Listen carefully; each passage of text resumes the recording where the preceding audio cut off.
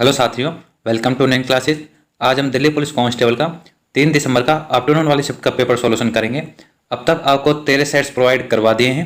ये 14 सेट हैं। Total Delhi police constable के प्रीवियस ईयर के 38 सेट हैं जो 2020 में कंडक्ट करवाए थे एसएससी ने। इस बार भी दिल्ली पुलिस कांस्टेबल का एग्जाम एसएससी करवा रही है, जिसके एग्जाम 14 नवंबर से स्टार्ट होने वाले हैं। तो ये आपके लिए बहुत इंपॉर्टेंट है, क्योंकि वर्तमान में एसएससी का ये ट्रेंड है कि प्रीवियस ईयर क्वेश्चन के इर्द गिर्द ही वो क्वेश्चन पूछती है। तो एसएससी के अकॉर्डिंग ये आपके लिए बहुत इंपॉर्टेंट है कि आप इन सेट्स को अच्छे से करें और एक एक क्वेश्चन को डीप अच्छे से एनालिसिस करें। तो आपकी सुविधा के लिए हम आपको हर क्वेश्चन का अच्छे से डिटेल सॉल्यूशन करवाते हैं, जिससे आपके उस क्वेश्चन से रिलेटेड जितने भी क्वेश्चन बन सकते हैं वो सारे कवर हो सकें। तो आप हमारे चैनल से जुड़े रहिए। आपको टोटल पूरे 38 सेट्स प्रोवाइड करवाए जाएंगे और इन सेट्स के आपको पीडीएफ कहाँ से डाउनलोड करनी है ये आपको मैं वीडियो के अंत में बता दूंगा। और दिल्ली पुलिस कांस्टेबल से रिलेटेड कोई भी आपकी इंक्वायरी हो, कोई एज इशू या कोई आपके डॉक्यूमेंट से इश्यू, कोई भी दिक्कत हो, तो आप उन्नीन क्लासेज के ऑफिशियल इंस्टाग्राम अकाउंट पर आप मेरे को मैसेज कर सकते हो। मैं आपको जरूर रिप्लाई करूंगा। इंस्टाग्राम का लिंक नीचे डिस्क्रिप्शन में दिया हुआ है, तो आप वहां से इंस्टाग्राम ज्वाइन कर सकते हो। इंस्टाग्राम पर आपको डेली करंट अफेयर्स की आपको पीडीएफ उपलब्ध करवाई जाती है, तो वहां से आप करंट अफेयर्स भी पढ़ सकते हैं। चलिए क्लास स्टार्ट करते हैं। क्वेश्चन नंबर फर्स्ट, निम्नलिखित में से किस राजवंश ने एलोरा में कैलाशनाथ मंदिर के निर्माण में सहयोग प्रदान किया था? इसका राइट आंसर हो जाएगा राष्ट्रकूट राजवंश ने। राष्ट्रकूट राजा कृष्ण प्रथम ने एलोरा में कैलाशनाथ मंदिर बनवाया था। उन्होंने एलिफेंटा में कुछ मंदिरों का भी निर्माण किया। उन्होंने जैन और हिंदू दोनों कलाओं का संरक्षण दिया। राष्ट्रकूटों ने बागलकोट जिले के लोकापुरा जैसे स्थानों पर प्रसिद्ध जैन मंदिरों का निर्माण किया और उनकी वफादार सामंतवादी पश्चिमी गंगा राजवंश ने श्रवण बेलगोला और कबंदहली में जैन स्मारक बनाए। दंती दुर्ग ने राष्ट्रकूट साम्राज्य की स्थापना की थी। तो राष्ट्रकूट साम्राज्य के संस्थापक कौन है? दंती दुर्ग। क्वेश्चन नंबर 2, कलकत्ता जिसे आप कोलकाता कहते हैं में 1800 ईस्वी में फोर्ट विलियम कॉलेज की स्थापना निम्नलिखित में से किसने की थी? तो किसने की थी? इसका राइट आंसर हो जाएगा ऑप्शन नंबर 3, रिचर्ड वेलेस्ली, जिसको वेलेस्ली भी बोलते हैं, Lord Wellesley. Lord Richard Wellesley 1798 से 1805 के बीच भारत के गवर्नर जनरल थे। उन्होंने 10 जुलाई 1800 को फोर्ट विलियम कॉलेज की स्थापना की। यह प्रयास सिविल सेवकों को प्रशिक्षित करने के लिए किया गया था। शासन को बेहतर बनाने के लिए ब्रिटिश सिविल सेवकों को स्थानीय प्राच्य संस्कृति, कानून, परंपरा और प्रशासन को पढ़ाने का विचार था। लॉर्ड वेलेस्ली चौथे एंग्लो मैसूर युद्ध, द्वितीय एंग्लो मराठा युद्ध, सहायक गठबंधन और सेंसरशिप अधिनियम के लिए भी जिम्मेदार थे। क्वेश्चन नंबर 3, भारत में जनगणना द्वारा अनुपालित प्रणालियों के अनुसार लिंग अनुपात को जनसंख्या में प्रति पुरुषों पर महिलाओं की संख्या के रूप में परिभाषित किया जाता है। तो कितने पुरुषों पर? प्रति 1000 पुरुषों पर। तो इसका राइट आंसर हो जाएगा ऑप्शन नंबर 3, 1000।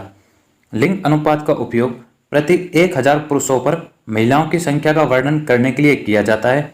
2011 की जनगणना में यह पता चला था कि भारत में 2011 में जनसंख्या अनुपात प्रति 1000 पुरुषों पर 943 महिलाएं हैं। ध्यान दें कि हरियाणा में भारतीय राज्यों में सबसे कम लिंगानुपात है, कितना है? 877। और केंद्र शासित प्रदेश दमन दीव में लिंग अनुपात सबसे कम 618 है। तो राज्यों में सबसे कम लिंग अनुपात हरियाणा का है 877 और केंद्र शासित प्रदेशों में दमन एवं दीव का है। सभी भारतीय राज्यों में केरल का लिंग अनुपात सबसे अधिक 1084 है। पुडुचेरी में भारतीय राज्यों में लिंग अनुपात 1038 का दूसरा सबसे अधिक है।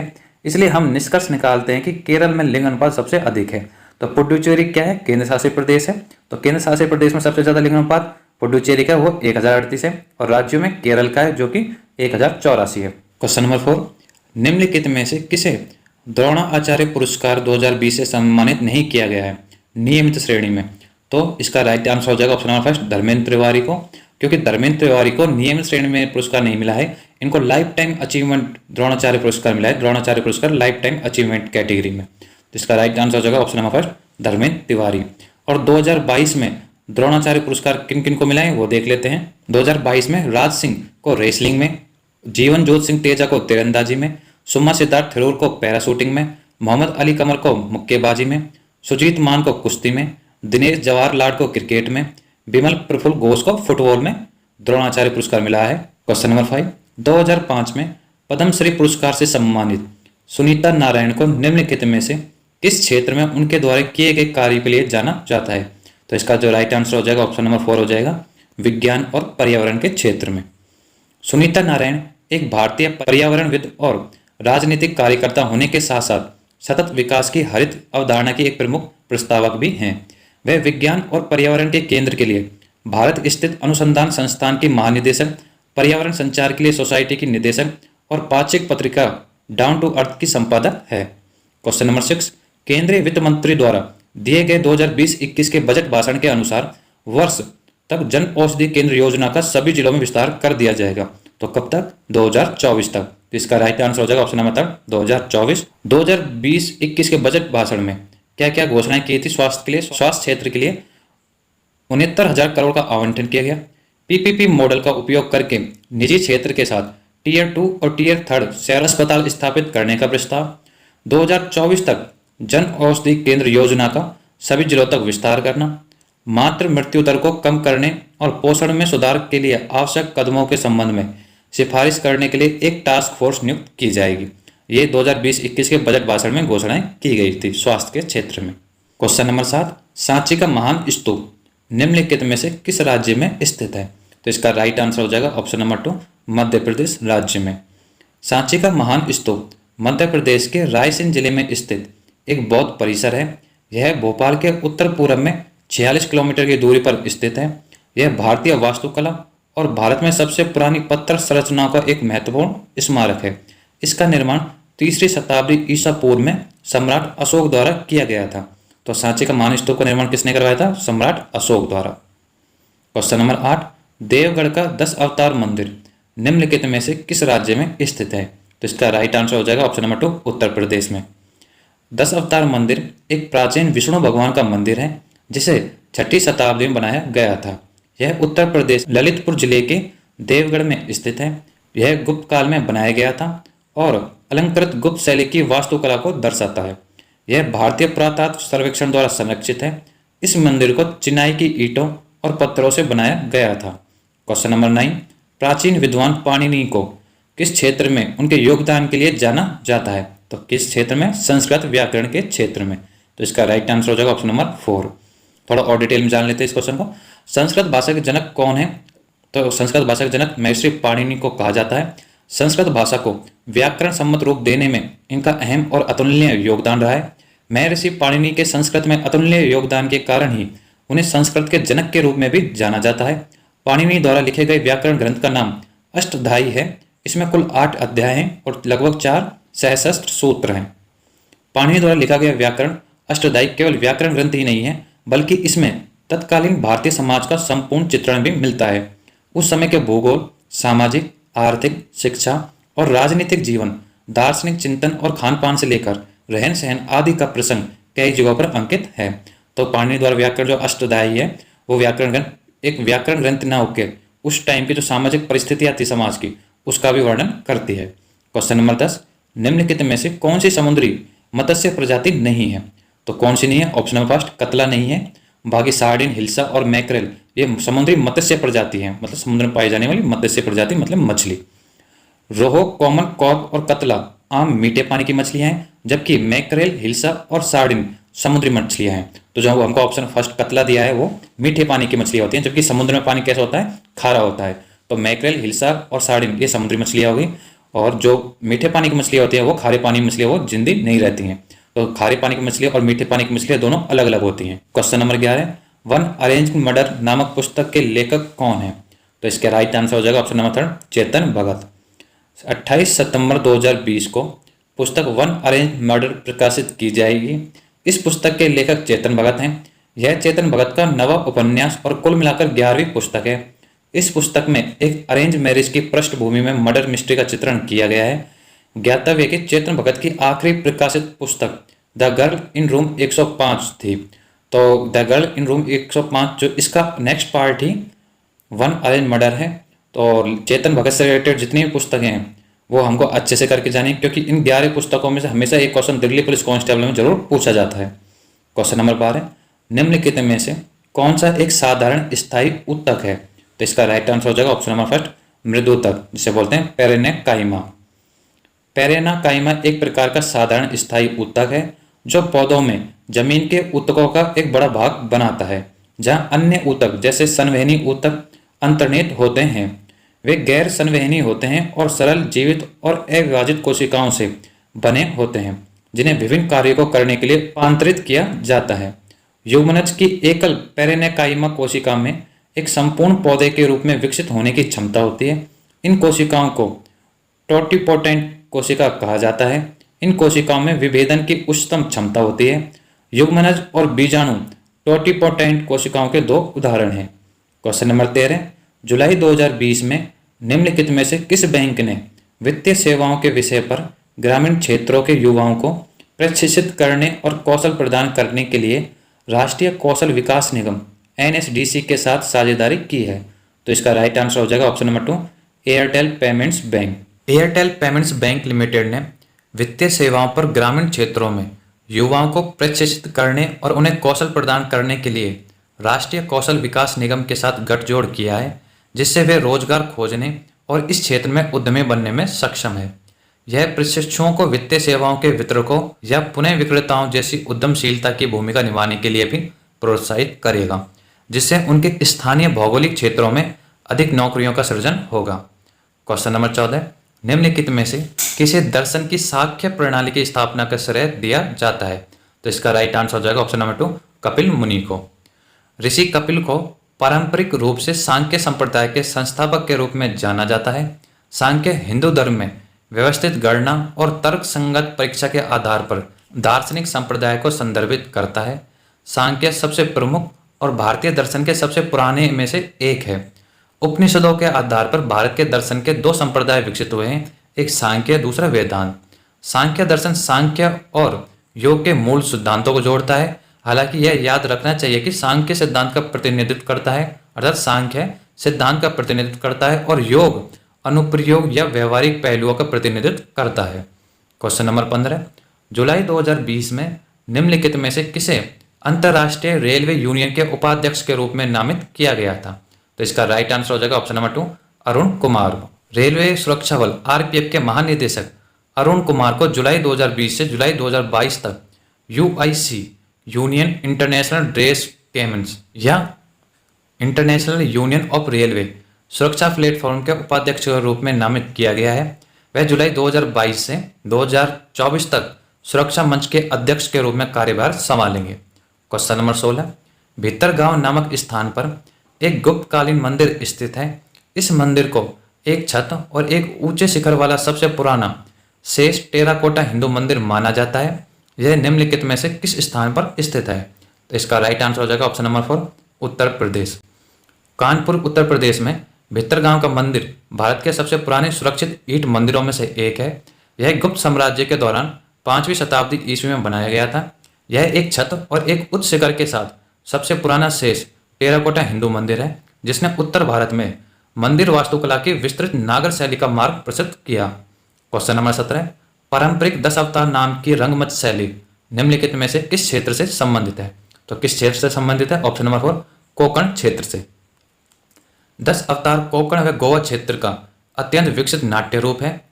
प्रस्तुतोपालन व सृजन के देवता भगवान विष्णु के 10 अवतारों को प्रस्तुत करते हैं। 10 अवतार है मत्स्य, कूर्म, वराह, नरसिंह, वामन, परशुराम, राम, कृष्ण, बुद्ध व कल्कि।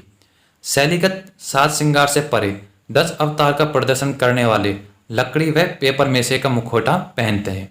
क्वेश्चन नंबर 18, राजीव गांधी खेल रत्न पुरस्कार 2020 से सम्मानित मनिका बन्ना की एक समव्यावसायिक खिलाड़ी हैं, मतलब प्रोफेशनल खिलाड़ी हैं। तो किसकी है? टेबल टेनिस की। इसका राइट आंसर हो जाएगा ऑप्शन नंबर 2। मनिका बन्ना राजीव गांधी खेल रत्न पुरस्कार जीतने वाली पहली टेबल टेनिस खिलाड़ी हैं। भारतीय टेबल टेनिस खिलाड़ी मनिका बन्ना दिल्ली के नारायण विहार की रहने वाली हैं। वह भारत में शीर्ष क्रम की टेबल टेनिस खिलाड़ी हैं और फरवरी 2022 तक विश्व में 50वें स्थान पर हैं। अन्य पुरस्कार ध्यानचंद खेल रत्न पुरस्कार भी इनको मिल चुका है। राजीव गांधी खेल रत्न पुरस्कार, जिसे अब मेजर ध्यानचंद खेल रत्न पुरस्कार के रूप में जाना जाता है, में रुपये का नगद पुरस्कार शामिल है, जिसमें 25 लाख, एक पदक और एक प्रमाण पत्र है। और हाल ही में जो राजीव गांधी खेल रत्न पुरस्कार या फिर मेजर ध्यानचंद खेल रत्न पुरस्कार मिले हैं, वो खिलाड़ी हैं सुश्री अश्विनी अंकुजी सीनियर कैटेगरी में, इनको मिला है व्यायाम में। श्री धर्मवीर सिंह, इनको मिला है हॉकी में। श्री BC सुरेश, इनको मिला है कबड्डी में। श्री नीर बहादुर गुरंग, इनको मिला है पैरा एथलेटिक्स में। ये 2023 में जो राजीव गांधी खेल रत्न पुरस्कार या मेजर ध्यानचंद खेल रत्न पुरस्कार मिले हैं उनकी लिस्ट है। क्वेश्चन नंबर 19, भूमि के ऊपरी भाग में गहराई बढ़ने के साथ साथ तापमान में क्रमिक वृद्धि की दर लगभग प्रति किलोमीटर होती है। तो प्रति किलोमीटर कितनी होती है? 30 डिग्री सेल्सियस। तो इसका राइट आंसर हो जाएगा ऑप्शन नंबर थर्ड। तापमान प्रवणता ऊपरी 100 किलोमीटर के भीतर लगभग 15 डिग्री से 30 डिग्री सेल्सियस पर किलोमीटर है। यह फिर मेंटल के माध्यम से नाटकीय रूप से गिरता है। मेंटल के आधार पर अधिक तेजी से बढ़ता है और फिर धीरे धीरे कोर के माध्यम से बढ़ता है। भूगर्भ में धरातल से केंद्र की ओर तापमान की दर एक समान नहीं है। प्रारंभ में तापमान बढ़ने की औसत दर प्रत्येक 32 मीटर की गहराई पर 1 डिग्री सेंटीग्रेड है। क्वेश्चन नंबर 20, पुंछी आयोग, जिसे वर्ष 2007 में श्री मदन मोहन पुंछी की अध्यक्षता में निर्मित किया गया था और जिसने 2010 में अपना प्रतिवेदन प्रस्तुत किया था, किस पर सुझाव देने के लिए बनाया गया था? तो किस पे? इसका राइट आंसर हो जाएगा ऑप्शन नंबर 2, केंद्र राज्य संबंधों के लिए सुझाव देने के लिए बनाया गया था पुंछी आयोग। भारत सरकार ने भारत के पूर्व मुख्य न्यायाधीश न्यायमूर्ति मदन मोहन पुंछी की अध्यक्षता में केंद्र राज्य संबंधों के लिए एक आयोग का गठन 27 अप्रैल 2007 को किया था। इसका गठन केंद्र राज्य संबंधों में भारत की राजनीति और भारत की अर्थव्यवस्था में परिवर्तन से आए नए मुद्दों पर गौर करने के लिए किया गया था। क्वेश्चन नंबर 21, निम्नलिखित में से किस अधिनियम के द्वारा भारत में जीएसटी परिषद की स्थापना की गई? तो इसका राइट आंसर हो जाएगा ऑप्शन नंबर 4, संविधान अधिनियम 2016 द्वारा, अर्थात 101वां संविधान संशोधन द्वारा जीएसटी परिषद की स्थापना की गई थी। जीएसटी को 2016 के 101वें संशोधन अधिनियम के रूप में पारित किया गया था। जीएसटी पूरे भारत में वस्तुओं और सेवाओं के निर्माण, बिक्री और खपत पर एक व्यापक अप्रत्यक्ष कर है। जीएसटी की 4 बुनियादी दर संरचना 5%, 12%, 18% और 28% है। जीएसटी का आदर्श वाक्य है one nation, one tax, one market. भारतीय जीएसटी में 3 प्रकार के कर हैं, राज्य जीएसटी या केंद्र शासित प्रदेश जीएसटी, दूसरा केंद्रीय जीएसटी और तीसरा एकीकृत जीएसटी।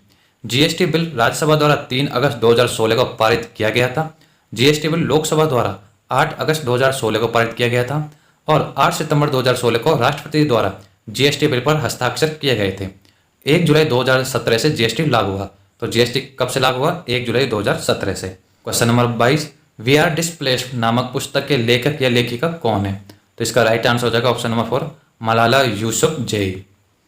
9 जनवरी 2019 को भारत में वी आर डिस्प्लेस्ड नामक पुस्तक जारी की गई। इस पुस्तक की लेखक मलाला यूसुफजई है। इस पुस्तक में दुनिया भर में यात्रा करने और शरणार्थी शिविरों का दौरा करने के उनके अनुभवों का विवरण दिया गया है। मलाला यूसुफजई को 2014 में शांति का नोबेल पुरस्कार मिला था। क्वेश्चन नंबर 23, केंद्रीय सांख्यिकी संगठन मासिक आधार पर औद्योगिक उत्पादन सूचकांक की गणना और प्रकाशन करता है। सूचकांक की गणना के लिए निम्नलिखित में से किस वित्तीय वर्ष को आधार वर्ष के रूप में लिया जाता है? तो इसका राइट आंसर हो जाएगा ऑप्शन नंबर 5, 2011-12 वित्तीय वर्ष को। औद्योगिक उत्पादन सूचकांक एक संकेतक है जो एक निश्चित अवधि के दौरान औद्योगिक उत्पादों के उत्पादन की मात्रा में परिवर्तन को मापता है। यह 8 प्रमुख क्षेत्रों के डेटा की गणना करता है। मई 2017 से आईआईपी का वर्तमान आधार वर्ष 2011-12 है। सांख्यिकी और कार्यान्वयन मंत्रालय के तहत केंद्रीय सांख्यिकी संगठन 1950 से औद्योगिक उत्पादन सूचकांक के संकलन और प्रकाशन के लिए जिम्मेदार है। क्वेश्चन नंबर 24, चोल प्रशासन के संदर्भ में वेट्टी शब्द का अर्थ होता था। तो इसका राइट आंसर हो जाएगा ऑप्शन नंबर 4, कर। वेट्टी और कदमाई कर के नाम थे जो चोल काल के दौरान लगाए गए थे। वेट्टी का अर्थ है जबरन मजदूरी, जिसके तहत किसानों को राजा या उनके गांव के जमींदारों के लिए मुफ्त में काम करने के लिए मजबूर किया जाता था। क्वेश्चन नंबर 25, भारतीय रिजर्व बैंक आरबीआई की मौद्रिक नीति समिति में कुल कितने सदस्य होते हैं? तो कितने सदस्य होते हैं? इसका राइट आंसर हो जाएगा ऑप्शन नंबर 4, 6 सदस्य। मौद्रिक नीति समिति में 6 सदस्य होते हैं। आरबीआई के 3 अधिकारी और केंद्र सरकार द्वारा नामित 3 बाहरी सदस्य। यह वर्ष में कम से कम 4 बार बैठकें आयोजित करके भारत में बेंचमार्क ब्याज दर तय करता है। आरबीआई अधिनियम 1934 के तहत इसे विकास के उद्देश्य को ध्यान में रखते हुए मूल्य स्थिरता बनाए रखने के प्राथमिक उद्देश्य के साथ भारत में मौद्रिक नीति के संचालन की जिम्मेदारी सौंपी गई है। क्वेश्चन नंबर 26, निम्नलिखित में से किसे कोशिका के आत्मघाती थैले के नाम से भी जाना जाता है? तो इसका राइट आंसर हो जाएगा ऑप्शन नंबर 3, लाइसोसोम। लाइसोसोम को कोशिका की आत्मघाती थैली कहा जाता है। ऐसा इसलिए है क्योंकि लाइसोसोम अंग है जो कोशिका द्वारा बाहर से ली गई सामग्री को पचाते हैं। यदि लाइसोसोम किसी भी संयोग से फट जाता है तो पाचन एंजाइम कोशिका के अंदर रिश्ता है। उसके बाद ये एंजाइम कोशिका के भागों को भी पचाते हैं। क्वेश्चन नंबर 27, आर्थिक सर्वेक्षण 2019-20 के अनुसार 2015-16 के बाद औसतन 5 व्यक्तियों वाला एक परिवार जो प्रतिदिन 2 शाकाहारी थालियों का भोजन करता है, उस घर में प्रतिवर्ष औसतन लगभग की कमाई हुई तो कितनी हुई? 10,887 रुपये की। तो इसका राइट आंसर हो जाएगा ऑप्शन नंबर फर्स्ट। आर्थिक सर्वेक्षण 2019-20 में थैलीनॉमिक्स या थालीनॉमिक्स का उपयोग किया गया है, जो एक आम व्यक्ति सरकार के मुद्रास्फीति प्रबंधन की रक्षा के लिए शाकाहारी या मांसाहारी थाली के रूप में भुगतान करता है।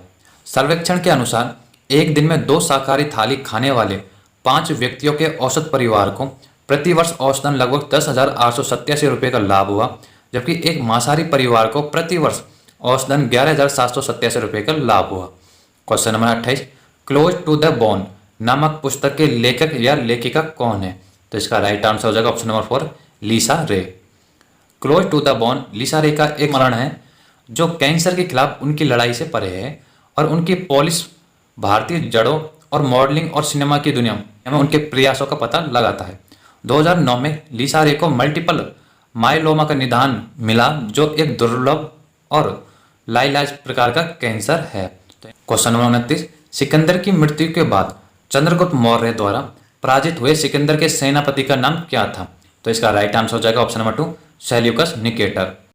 चंद्रगुप्त मौर्य ने यूनानी राजा सिकंदर के सेनापति सेल्यूकस निकेटर को हराया था। मेगास्थनीज सेल्यूकस निकेटर द्वारा 302 ईसा पूर्व में मौर्य साम्राज्य के भारतीय राजा चंद्रगुप्त के दरबार में भेजे गए यूनानी राजदूत था। तो मेगास्थनीज किसने भेजा था? सेल्यूकस निकेटर ने भेजा था, क्योंकि चंद्रगुप्त मौर्य ने जब राजा सिकंदर को हरा दिया था तो सेल्यूकस निकेटर राजा बना। फिर सेल्यूकस निकेटर और चंद्रगुप्त मौर्य के बीच में युद्ध हुआ, जिसमें सेल्यूकस निकेटर ने पराजय स्वीकार कर ली थी। उसके बाद इनके बीच में जो समझौता हो उस शर्त के अकॉर्डिंग एक राजदूत जो कि मेगास्थनीज था वो मौर्य दरबार में भेजा गया था, और हेलना इनकी बेटी थी सेल्यूकस निकेटर का, उसका विवाह चंद्रगुप्त मौर्य के साथ किया गया था। और हम चंद्रगुप्त मौर्य के बारे में जान लेते हैं। चंद्रगुप्त मौर्य ने 321 ईसा पूर्व में नंद के शासक घनानंद को हराकर मौर्य साम्राज्य की स्थापना की थी। चंद्रगुप्त ने 321 ईसा पूर्व से 297 ईसा पूर्व के बीच शासन किया। उन्हें कौटिल्य या चाणक्य, कौटिल्य को चाणक्य बोलते हैं, द्वारा सहायता प्रदान की जाती है। उन्होंने अपने पुत्र बिंदुसार के पक्ष में राजगद्दी छोड़ दी और जैन धर्म अपना लिया। क्वेश्चन नंबर 30, 31 अगस्त 2020 तक प्राप्त जानकारी के अनुसार निम्नलिखित क्रिकेटरों में से कौन टेस्ट मैचों में तीसरा सर्वाधिक विकेट लेने वाला गेंदबाज है? तो इसका राइट आंसर हो जाएगा option number first, Anil Kumble. तो फर्स्ट नंबर पे हैं अंतर्राष्ट्रीय क्रिकेट में सबसे ज्यादा विकेट लेने वाले गेंदबाज है श्रीलंका टीम के मुथैया मुरलीधरन। उन्होंने 495 मैच में 1,347 विकेट लिए। दूसरे नंबर पर हैं शेन वॉर्न, जिन्होंने 339 मैच में 1,001 विकेट लिए। और तीसरे नंबर पर हमारे स्पिन गेंदबाज अनिल कुंबले, जिन्होंने अंतर्राष्ट्रीय क्रिकेट में भारत के लिए सबसे ज़्यादा विकेट लेने वाले गेंदबाज है और दुनिया में वे तीसरे नंबर पर हैं। कुंबले ने अपने पूरे क्रिकेट करियर में कुल मिलाकर 403 अंतर्राष्ट्रीय मैच खेले, जिसकी 501 पारियों में गेंदबाजी करते हुए 956 विकेट अपने नाम किए हैं। क्वेश्चन नंबर 31, असम की पारंपरिक संस्कृति के संदर्भ में भावना एक है तो एक रंगमंच का रूप है। इसका राइट आंसर हो जाएगा ऑप्शन नंबर फर्स्ट, भावना। यह शंकरदेव द्वारा निर्मित पौराणिक कथाओं पर आधारित एक प्रदर्शन है। यह अंकिया नट के रूप में लोकप्रिय है और उनके मंचन को भावना के रूप में जाना जाता है। इसमें लगभग 40 से 50 लोग शामिल होते हैं और वेशभूषा और आभूषणों में कलाकारों द्वारा संवाद, गीत और नृत्य होते हैं। ऑर्केस्ट्रा की पोशाक सफेद रंग की होती है और अभिनेता भी चमचमाते पोशाक पहनते हैं, जो विभिन्न राजाओं, रानियों, दानव और पशुओं का प्रतिनिधित्व करते हैं। कलाकारों को अग्निगढ़ के नाम से एक तोरण एक दूसरे को देना होता है। वे ब्रजावली में अक्सर गायन रूप में संवाद बोलते हैं। क्वेश्चन नंबर 32, अपने केंद्रीय बजट 2020-21 में भाषण में केंद्रीय वित्त मंत्री ने घोषणा की है कि सरकार निम्नलिखित में से किसकी स्थापना करेगी? तो किसकी करेगी? राष्ट्रीय तकनीकी वस्त्र मिशन की स्थापना करेगी। इसका राइट आंसर हो जाएगा ऑप्शन नंबर थर्ड। राष्ट्रीय तकनीकी वस्त्र मिशन को केंद्र सरकार द्वारा साल 2020 में 1,480 करोड़ रुपए के कुल परिव्यय के साथ शुरू किया गया था। 4 घटकों वाला यह मिशन वित्त वर्ष 2020-21 से 2023-24 तक चलाया जाएगा। इसका उद्देश्य साल 2024 तक तकनीकी वस्त्र के मामले में घरेलू बाजार का आकार 40 बिलियन अमेरिकी डॉलर से 50 बिलियन अमेरिकी डॉलर पहुंचाकर भारत को अग्रणी देश बनाना है। क्वेश्चन नंबर 33, जनपद काल के दौरान विश्व शब्द का अर्थ होता था। तो इसका राइट आंसर हो जाएगा ऑप्शन नंबर फर्स्ट, साधारण लोग। जनपद काल में साधारण लोगों को विश्व कहा जाता था। जनपद वैदिक भारत के प्रमुख राज्य थे। 6वीं ईसा पूर्व तक लगभग 22 जनपद थे। विकास प्रक्रिया के क्रम में ये जनपद आगे चलकर महाजनपद में तब्दील हो गए। भारतीय उपमहाद्वीप में इस तरह 16 महाजनपद थे। इनमें कुछ एकतांत्रिक और कुछ गणतांत्रिक राज्य थे। इनकी जानकारी बौद्ध ग्रंथ अंगुत्तर निकाय और जैन ग्रंथ भगवती सूत्र से प्राप्त होती है। क्वेश्चन नंबर 34, दूसरी शताब्दी ईसा पूर्व के दौरान हेलियोडोरस निम्नलिखित में से किसके दरबार में राजदूत के रूप में आए थे। तो किसके दरबार में आए थे? भगभद्र के दरबार में। इसका राइट आंसर हो जाएगा ऑप्शन नंबर 2।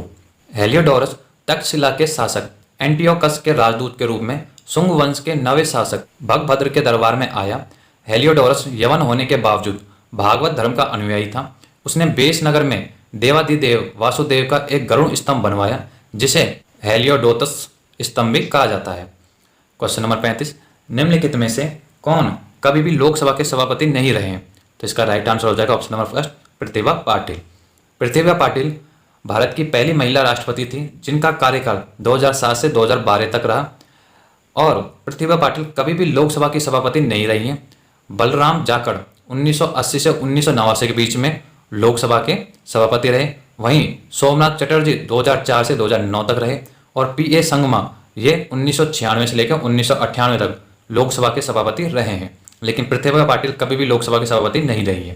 क्वेश्चन नंबर 36, निम्नलिखित में से कौन सी झील एक गड्ढे से बनी है जिसका निर्माण उल्कापिंड गिरने से हुआ था।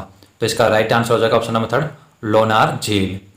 लोनार महाराष्ट्र के बुलढाना जिले में स्थित एक लवणीय झील या खारे पानी की झील है। ऐसा माना जाता है कि इसका निर्माण उल्कापिंड गिरने से हुआ है। यह राष्ट्रीय भू विरासत स्मारक है। क्वेश्चन नंबर 37, भारत के संविधान के निम्नलिखित भागों में से कौन सा भाग मुख्य रूप से संघ और राज्यों के बीच संबंधों से संबंधित है। तो इसका राइट आंसर हो जाएगा भाग 9। संविधान के भाग 9 अनुच्छेद 245 से 263 में केंद्र और राज्य के संबंधों का उल्लेख किया गया है। अनुच्छेद 245 से 255 विधायी संबंध, अनुच्छेद 256 से 263 प्रशासनिक संबंध का प्रावधान है। जबकि भाग 12 में अनुच्छेद 264 से 293 वित्तीय संबंध की व्याख्या करता है। भाग 7वें को 7वां संविधान संशोधन 1956 द्वारा निरसित कर दिया गया। भाग 9 पंचायत और भाग 9A नगरपालिका और भाग 9B सहकारी समितियों से संबंधित है। जबकि भाग 5 में संघ का उल्लेख है। अतः संविधान के भाग 11 में कौन सा है? केंद्र और राज्यों के संबंधों का उल्लेख करता है। क्वेश्चन नंबर 38, ऊर्जा के एक आदर्श पिरामिड में यदि हरे पौधों द्वारा 500 जूल सौर ऊर्जा ग्रहण की जाती है तो केवल पौधों द्वारा अवशोषित करके रखी जाएगी और बाकी पर्यावरण में लुप्त हो जाएगी। तो कितनी ऊर्जा पौधा अवशोषित करेंगे? तो इसका राइट आंसर हो जाएगा ऑप्शन नंबर थर्ड, 5 जूल। सौर ऊर्जा की मात्रा का केवल 1% से 3% पौधों द्वारा ग्रहण किया जाता है और बाकी पत्तियों और अन्य सतहों से परावर्तित हो जाता है। अतः ऊर्जा के एक आदर्श पिरामिड में यदि हरे पौधों द्वारा 500 जूल ऊर्जा ग्रहण की जाती है तो केवल 5 जूल पौधों द्वारा अवशोषित करके रखी जाएगी और बाकी पर्यावरण में लुप्त हो जाएगी। क्वेश्चन नंबर 39, केंद्रीय बजट 2020-21 के अनुसार निम्नलिखित में से कौन सी बीमारी 2025 तक भारत से उन्मूलित हो जाएगी। तो इसका राइट आंसर हो जाएगा ऑप्शन नंबर थर्ड, क्षय रोग। भारत सरकार ने 2025 तक क्षय रोग के उन्मूलन का लक्ष्य निर्धारित किया गया है। जबकि संयुक्त राष्ट्रीय सतत विकास लक्ष्यों के अनुसार सभी देशों ने 2030 तक टीबी उन्मूलन का लक्ष्य रखा है। टीबी माइकोबैक्टीरियम ट्यूबरकुलोसिस जीवाणु के कारण होता है। यह एक संक्रामक बीमारी है। लगातार खांसी, सांस फूलना, भूख में कमी, बलगम के साथ खून आना, वजन कम होना टीबी के लक्षण है। क्वेश्चन नंबर 40, लैक्टोमीटर की कार्यप्रणाली निम्नलिखित में से किस पर आधारित होती है। तो इसका राइट आंसर हो जाएगा ऑप्शन नंबर 2, आर्किमिडीज का सिद्धांत पर। दूध की शुद्धता मापने के लिए लैक्टोमीटर का प्रयोग किया जाता है। लैक्टोमीटर की कार्यप्रणाली आर्किमिडीज के सिद्धांत पर कार्य करती है। लैक्टोमीटर का आविष्कार डिकास ने किया था। इसके द्वारा दूध के घनत्व के आधार पर दूध की शुद्धता और अशुद्धता का निर्धारण होता है। क्वेश्चन नंबर 41, निम्नलिखित में से कौन सी झील श्री हरिकोटा द्वीप द्वारा बंगाल की खाड़ी से अलग होती है। तो इसका राइट आंसर हो जाएगा ऑप्शन नंबर थर्ड, पुलिकट झील। पुलिकट झील श्री हरिकोटा द्वीप द्वारा बंगाल की खाड़ी से अलग होती है। आंध्र प्रदेश और तमिलनाडु की सीमा पर यह झील स्थित है। यह चिल्का झील के बाद देश की दूसरे सबसे बड़ी खारे पानी की झील है। यह एक लैगून झील है। अतः सबसे बड़ी खारे पानी की झील कौन सी है? चिल्का झील। और दूसरे नंबर पर आती है पुलिकट झील। चिल्का झील कहाँ पे स्थित है? उड़ीसा राज्य में। क्वेश्चन नंबर 42, सितंबर 2020 में निम्नलिखित में से किसे राज्यसभा के उपाध्यक्ष के रूप में निर्वाचित किया गया है? तो इसका राइट आंसर हो जाएगा option number first, Harivansh Narayan Singh को। सितंबर 2020 में हरिवंश नारायण सिंह को राज्यसभा के उपाध्यक्ष के रूप में निर्वाचित किया गया है। वर्तमान में राज्यसभा के सभापति जगदीप धनखड़ हैं। संविधान के अनुच्छेद 89 में सभापति और राज्यसभा के उपसभापति का प्रावधान है। उपराष्ट्रपति राज्यसभा के पदेन अध्यक्ष होता है। अनुच्छेद 64 के अनुसार उपराष्ट्रपति राज्यसभा का पदेन अध्यक्ष होगा। अनुच्छेद 65 में उल्लेख किया गया है कि राष्ट्रपति का पद रिक्त होने पर उपराष्ट्रपति राष्ट्रपति के रूप में कार्य करता है। राज्यसभा के उपाध्यक्ष का चुनाव राज्यसभा के सदस्यों द्वारा किया जाता है। क्वेश्चन नंबर 43, क्रिकेट खिलाड़ी सिमरन हेटमायर कहाँ के हैं? तो ये वेस्ट इंडीज के क्रिकेटर टीम के खिलाड़ी हैं। तो इसका राइट आंसर हो जाएगा ऑप्शन नंबर 4, ये हैं सिमरन हेटमायर जो आईपीएल में राजस्थान रॉयल्स की तरफ से खेलते हैं। क्वेश्चन नंबर 44, नरसिंह वर्मन प्रथम जिन्हें मामल के नाम से भी जाना जाता था राजवंश के शासक थे। तो किस राजवंश के शासक थे? ये पल्लव राजवंश के शासक थे। इसका राइट आंसर हो जाएगा option number third, Narasimha Varman प्रथम पल्लव राजवंश के शासक थे जिन्हें मामल के नाम से भी जाना जाता है। नरसिंह वर्मन प्रथम अपने पिता महेंद्र वर्मन प्रथम की मृत्यु के बाद गद्दी पर बैठा। वह अपने अभिलेखों में वातापी कौंड के रूप में उद्धत है। महामल्लपुरम बसाने का श्रेय नरसिंह वर्मन प्रथम को दिया जाता है। महाबलीपुरम के रथ मंदिरों का निर्माण नरसिंह वर्मन प्रथम ने करवाया था। यह क्वेश्चन बहुत पूछा जाता है, महाबलीपुरम के रथ मंदिरों का निर्माण किसने करवाया था? तो ये नरसिंह वर्मन प्रथम ने करवाया था। ये किस राजवंश से संबंधित है? यह पल्लव राजवंश के शासक थे। क्वेश्चन नंबर 45, पादप के निम्नलिखित भागों में से कौन सा भाग धनात्मक गुरुत्वानुवर्तन दर्शाता है? तो इसका राइट आंसर हो जाएगा ऑप्शन नंबर 2, जड़। जड़ धनात्मक गुरुत्वाकर्षण को दर्शाता है जबकि तना ऋणात्मक गुरुत्वाकर्षण को प्रदर्शित करता है। जड़ खनिज तथा जल का अवशोषण करके जाइलम द्वारा तना और पत्तियों तक इनका परिवहन करते हैं।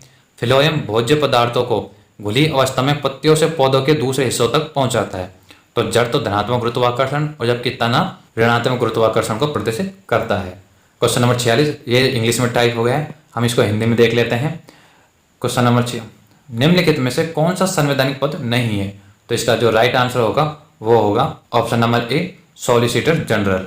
संविधान के अनुच्छेद 76 में महान्यायवादी और अटॉर्नी जनरल एक संवैधानिक पद है। सॉलिसिटर जनरल और एडिशनल सॉलिसिटर जनरल के पद वैधानिक पद हैं। ये महान्यायवादी को सहायता प्रदान करने के लिए होते हैं। संविधान के अनुच्छेद 165 में राज्य का महाधिवक्ता होता है और अनुच्छेद 148 में कैग का उल्लेख है। अतः ये संवैधानिक पद हैं। महान्यायवादी की सहायता करने के लिए सॉलिसिटर और सॉलिसिटर की सहायता करने के लिए एडिशनल सॉलिसिटर जनरल होता है। क्वेश्चन नंबर 47, भारत की जनगणना में निम्नलिखित में से किस वर्ष में पूर्ववर्ती जनगणना की तुलना में भारत में लिंग अनुपात में वृद्धि दर्ज की गई थी? तो इसका राइट आंसर हो जाएगा ऑप्शन नंबर थर्ड, 1981 में। 1981 की जनगणना में पूर्ववर्ती जनगणना की तुलना में भारत में लिंग अनुपात में वृद्धि दर्ज की गई थी। भारत के संविधान में अनुच्छेद 246 के तहत जनगणना संघ का विषय है तथा जनगणना का कार्य जनगणना अधिनियम 1948 के प्रावधानों के तहत किया जाता है। 1981 की जनगणना भारत की 12वीं जनगणना थी और इस बार जो जनगणना होगी वो 16वीं जनगणना होगी। क्वेश्चन नंबर 48, जून 2020 में वैश्विक rating agency Standard and Poor's ने वर्ष 2021-22 के दौरान भारत की वास्तविक जीडीपी की वृद्धि का अनुमान कितना लगाया है? तो कितने पर लगाया है? 8.5% पर लगाया है। इसका राइट आंसर हो जाएगा ऑप्शन नंबर थर्ड, वैश्विक rating agency Standard and Poor's ने वर्ष 2021-22 के दौरान भारत की वास्तविक जीडीपी की वृद्धि का अनुमान 8.5% लगाया गया है। आईएमएफ के अनुसार 2023 और 2024 में भारत की वृद्धि दर क्रमशः 6.1% और 6.8% रहेगी, जबकि विश्व बैंक के अनुसार 2023-24 में भारत की जीडीपी 6.6% रहेगी। क्वेश्चन नंबर 49, ये भी इंग्लिश में टाइप हो गया तो इसको थोड़ा हम हिंदी में देख लेते हैं। निम्नलिखित में से किस सूचक के साथ बेकिंग सोडा का विलयन मिलाने पर हरा रंग प्राप्त होगा? तो इसका जो राइट आंसर जाएगा option number D, China rose. Baking soda के विलयन में चाइना रोज मिलाने पर हरा रंग प्राप्त होता है। चाइना रोज को अड़हुल, गुड़हल अथवा जवाकुसुम के नाम से भी जाना जाता है। यह एक उष्णकटिबंधीय पौधा है। क्वेश्चन नंबर 50, सितंबर 2020 में यूनिसेफ इंडिया ने बच्चों के खिलाफ होने वाली हिंसा को समाप्त कार्य के लिए सेलिब्रिटी वकील के रूप में निम्नलिखित में से किसकी नियुक्ति की घोषणा की है? तो इसका जो राइट आंसर हो जाएगा वो हो जाएगा ऑप्शन नंबर 3, आयुष्मान खुराना को। आयुष्मान खुराना को सितंबर 2020 में यूनिसेफ इंडिया ने बच्चों के खिलाफ होने वाली हिंसा को समाप्त करने के लिए उनके कार्य के लिए सेलिब्रिटी वकील के रूप में नियुक्ति की घोषणा की गई है। यूनिसेफ संयुक्त राष्ट्र का एक संगठन है। यूनिसेफ को अब औपचारिक रूप से संयुक्त राष्ट्रीय बाल कोष के रूप में भी जाना जाता है। यह बच्चों की शिक्षा, पोषण और विकासात्मक सहायता प्रदान करने का काम करता है। यूनिसेफ की स्थापना 11 दिसंबर 1946 में हुई थी। ये हमारे कंप्लीट जीके के 50 क्वेश्चन रहे। अब हम रीजनिंग वाले सेक्शन पर चलते हैं। रीजनिंग के 25 क्वेश्चन पूछे जाते हैं। क्वेश्चन नंबर फर्स्ट, निम्न श्रेणी में प्रश्नवाचक चिन्ह के स्थान पर दिए गए विकल्पों में से कौन सी संख्या आएगी? 1, 5, 28, 74, 149, 255, 398 के बाद जो संख्या आएगी वो आएगी 582। इसका राइट आंसर हो जाएगा ऑप्शन नंबर 2।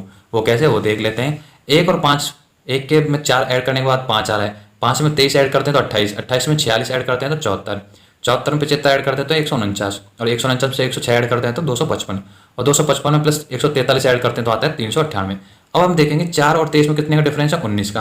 अर्थात 4 में 19 जोड़ जब 23 है, जो 23 को हम 5 में ऐड करके 28 आया। इसी प्रकार 23 के बाद जो अगली संख्या, पहले तो 19 ऐड हुआ 4 में, फिर 23 में कितना का ऐड हो रहा है? 23 का, फिर 46 में ऐड हो रहा है 29 का, 75 में ऐड हो रहा है 31 का, 106 में हो रहा है 37 का, और 143 में कितने का ऐड होगा? वो होगा 41 का। फिर 143 में 41 का ऐड होकर बन जाएगा 184, वो 184 ऐड हो जाएगा 398 में, और संख्या प्राप्त होगी 582। अब हम देखें 19, 23, 29, 31, 37 और 41 ये क्यों ऐड हो रहे हैं? क्योंकि ये क्रमागत अभाज्य संख्या को जोड़ा है। तो 19 के बाद जो क्रमागत अभाज्य संख्या आएगी वो आएगी 23, 23 के बाद जो अभाज्य संख्या आएगी वो आएगी 29, 29 के बाद 31, 31 के बाद 37, और 37 के बाद जो अभाज्य संख्या होगी वो होगी 41। तो ये हम उसमें डिफरेंस में ऐड करते हुए चलेंगे तो हमको नंबर प्राप्त हो जाएगा। तो इसका जो राइट आंसर होगा वो 582 हो जाएगा, ऑप्शन नंबर 2। क्वेश्चन नंबर 2, उस वेन आरेख का चयन कीजिए जो निम्न अंकित वर्गों के मध्य संबंध का सर्वश्रेष्ठ निरूपण करता है। अविवाहित पुरुष वकील। तो कुछ पुरुष विवाहित भी हो सकते हैं, अविवाहित भी हो सकते हैं। कुछ वकील पुरुष हो सकते हैं, कुछ वकील अविवाहित हो सकते हैं, या फिर कुछ वकील विवाहित भी हो सकते हैं। तो इसका मतलब हमको कुछ कुछ हिस्सा इनमें आपस में मैच खा सकता है, क्योंकि वकील लेडीज भी हो सकती है, जेंट्स भी हो सकता है, पुरुष भी हो सकते हैं, महिला भी। तो इसका जो राइट आंसर होगा वो ऑप्शन नंबर फर्स्ट होगा। इसका जो सही वेन आरेख निरूपण होगा वो ऑप्शन नंबर फर्स्ट होगा। जैसे कि चित्र में दिया हुआ है कि एक सर्किल हो जाएगा अविवाहित का, एक पुरुष का और एक वकील का। तो वकील कुछ पुरुष हो सकते हैं, कुछ वकील अविवाहित भी हो सकते हैं। तो ऐसे ये तीनों आपस में संबंध हो जाएंगे। क्वेश्चन नंबर 3, सामान्य रूप से ज्ञात तथ्यों पर ध्यान न देते हुए निम्न अंकित कथनों को पढ़ें और फिर दिए गए 4 विकल्पों में से उस वेन आरेख का चयन करें जो दिए गए कथनों का सही निरूपण करता है। तो इसका जो राइट आंसर होगा वो हो जाएगा ऑप्शन नंबर 2। पहला कथन क्या है? कुछ मग ड्रोन है और कुछ ड्रोन रोबोट है।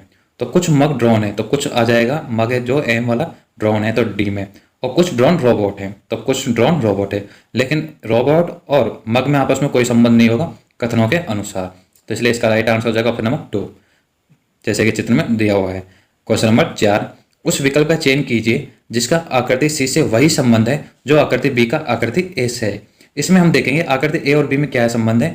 ए में जो ऊपर हमको जो 2 सेम आकृति दी हुई है, सेम आकृति मतलब 2 हमको षटकोण वाले आकृति दी हुई है, 6 भुजाओं से बनी हुई आकृति, तो वो व्यंजन वाली आकृति 2 है, तो वो विकर्ण के अकॉर्डिंग नीचे आ जाती है बी में और सिंगल रह जाती है। जो ए में जो नीचे आकृति है वो ऊपर जाके विकर्ण के अकॉर्डिंग ऊपर जाके डबल हो जाती हैं। तो ऐसे सी और डी में संबंध हो जाएगा। जो ऊपर सी में ऊपर जो आकृति है वो नीचे आकर डबल हो जाएगा, और जो नीचे जो आकृति है 2 वर्ग बने हुए हैं वो ऊपर जाके 1 हो जाएगा। तो इसका जो राइट आंसर हो जाएगा वो ऑप्शन नंबर 3 हो जाएगा, क्योंकि 3 में ही हमको ये ऐसा नजर आ रहा है। क्वेश्चन नंबर 5, उस समुच्चय का चयन कीजिए जिसकी संख्याओं के मध्य वही संबंध है जो दिए गए समुच्चय की संख्याओं के मध्य है। 11, 85 और 167। तो इन तीनों में जो संबंध है वो संबंध 13, 99 और 195 में नजर आ रहा है। तो इसका राइट आंसर हो जाएगा ऑप्शन नंबर 4। वो कैसे, वो देख लेते हैं कि पहले हम देखेंगे 11, 85 और 167 में क्या संबंध है। तो इसमें संबंध है हम 11 × 7 करते हैं तो 77 आता है, प्लस 85 उसमें ऐड कर देते हैं तो वो हो जाता है 162। फिर 162 में हमको प्लस 5 ऐड करना है। तो पहले डिजिट को तो हमको जो हमको पहला नंबर उसको 7 से मल्टीप्लाई, दूसरे को फिर उसमें ऐड करना है और फिर 5 ऐड करना है अपनी तरफ से। तो वो आ जाता है 167। इसी प्रकार हम 13 को करेंगे, 13 को पहले 7 से मल्टीप्लाई करेंगे तो 91 आ जाएगा, उसको फिर 99 में ऐड करेंगे तो 190 आ जाएगा, फिर +5 ऐड कर देंगे अपनी तरफ से तो आ जाएगा 195। तो इसलिए इसका राइट आंसर हो जाएगा ऑप्शन नंबर डी, 13, 99, 195 वाला सेट। क्वेश्चन नंबर 6, अन्वेष ने अपने सहकर्मी से 28,000 की राशि 20% वार्षिक साधारण ब्याज पर उधार ली और उसके बाद उसने इसे सुकेश को समान ब्याज पर उधार दे दी, लेकिन ब्याज वार्षिक रूप से चक्रवृद्धि था। 2 वर्षों के बाद अन्वेष को कितना लाभ होगा? तो उसको लाभ होगा 1,120 रुपये का। इसका राइट आंसर हो जाएगा ऑप्शन नंबर 2। वो कैसे? वो इस प्रकार होगा कि इसका सीधा सा फॉर्मूला होता है 2 वर्षों के लिए चक्रवृद्धि ब्याज साधारण ब्याज में जो डिफरेंस है उसका फॉर्मूला होता है मूलधन इंटू r/100 की पावर 2। 2 वर्षों के लिए ये फॉर्मूला होता है, 3 वर्षों के लिए अलग होता है, 2 वर्षों के लिए होता है मूलधन इंटू r/100 की पावर 2। तो मूलधन हमको 28,000 दिया है, दर हमको 20% दी हुई है, 20/100 की पावर 2। इसको कैलकुलेट करेंगे तो ये आ जाएगा 1,120। तो चक्रवृद्धि ब्याज और साधारण ब्याज में जो अंतर आएगा वो आ जाएगा 1,120। वो हो जाएगा हमारा अन्वेष को 1,120 का लाभ होगा। क्वेश्चन नंबर 7, उस विकल्प आकृति का चयन कीजिए जिसमें दी गई आकृति अंतर्निहित है, घूर्णन की अनुमति नहीं है। तो इसमें ये आकृति हमको ऑप्शन नंबर 4 में नजर आ रही है। ऑप्शन नंबर 4 में हमको ये आकृति कहाँ पे नजर आ रही है, ये थोड़ा सा हम देख लेते हैं। ऑप्शन नंबर 4 में ये आकृति हमको यहाँ पे ये ऐसे इस टाइप से हमको ये नजर आ रही है। तो इसका राइट आंसर हो जाएगा ऑप्शन नंबर 4। क्वेश्चन नंबर 8, दिए गए 4 शब्दों में से 3 में एक निश्चित प्रकार की समानता है और एक असंगत है, उस असंगत विकल्प का चयन करें। ऑप्शन फर्स्ट फरार होना, दूसरा पहुंचना, तीसरा पकड़ से निकल जाना और चौथा निकल जाना। तो जो इसमें असमान वो है पहुंचना, तो इसका राइट आंसर हो जाएगा ऑप्शन नंबर 2, क्योंकि ऑप्शन फर्स्ट, थर्ड और 4 इसमें हो रहा है फरार होना मतलब निकल जाना कि वहां से निकल गया, और जबकि ऑप्शन नंबर 2 में पहुंच रहा है। तो निकल जाना और पहुंचने में बहुत फर्क है, क्योंकि फरार होना मतलब निकल गया, वो चला गया है।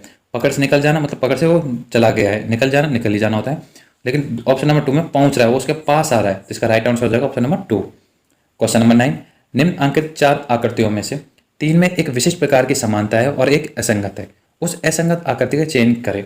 तो वो असंगत आकृति हो जाएगी ऑप्शन नंबर फर्स्ट। क्यों? क्योंकि सेकंड, थर्ड और फोर्थ में हम देखेंगे जो एक है, एक का अपोजिट जो सम्मुख है वो 2 आ रही है, इसमें भी 2 आ रहा है सेकंड ऑप्शन में। यहाँ पे 1 है और यहाँ पे 2 है आमने सामने, और यहाँ पे भी आमने सामने 1 और 2 है, और इधर भी 1 और 2 है। लेकिन हम फर्स्ट आकृति में देखेंगे 1 के सामने 3 डॉट आ रहे हैं, मतलब 3 रेखाखंड आ रहे हैं। तो इसका जो असमान हो जाएगा ऑप्शन नंबर फर्स्ट हो जाएगा राइट आंसर। क्वेश्चन नंबर 10, विकल्पों में से उस बॉक्स का चयन करें जो दी गई कागज की शीट से निर्मित बॉक्स के जैसा होगा। तो इसमें हम देखेंगे कि पहले तो ये हम बॉक्स बनाएंगे कि कौन सा अक्षर किसके अपोजिट रहने वाला है। तो जब इस तरीके से हमको बॉक्स दिए होते हैं तो 4 एक रो में होते हैं, उसमें हम देखेंगे कि जो फर्स्ट में होता है वो थर्ड का अपोजिट होता है, तो ए किसके अपोजिट हो जाएगा? ए अपोजिट हो जाएगा सी के अपोजिट। और जो दूसरे नंबर पर है, दूसरे नंबर क्या है? डी है, तो डी अपोजिट हो जाएगा बी के, फोर्थ के। जो अगली जो हमारे जो बॉक्स होते हैं वो एक दूसरे के अपोजिट होते हैं, तो एफ अपोजिट हो जाएगा ई के। अब इसमें हम देखेंगे कि बॉक्स में ये अपोजिट हमको ए के साथ सी नहीं दिखेगा, डी के साथ हमको बी नहीं दिखेगा और एफ के साथ ई नहीं दिखेगा, क्योंकि ये अपोजिट है। अब इसमें हम देखेंगे पहला ऑप्शन डी सी बी, तो हमको डी सी बी, तो हमको बी और डी एक साथ नजर आ रहे हैं इसमें, डी और बी, लेकिन ये अपोजिट है तो ये ऑप्शन गलत हो गया, ऐसा बॉक्स नहीं बनेगा। अब हम देखेंगे दूसरे ऑप्शन में डी ई एफ, तो ई एफ एक दूसरे के अपोजिट है, तो ये अपोजिट एक साथ दे दिया तो ये भी गलत हो गया। अब तीसरा देखेंगे हम ए सी डी, ए सी हमको फिर दोबारा से एक दूसरे के अपोजिट है, लेकिन यहाँ एक साथ दे दिया तो ये भी गलत।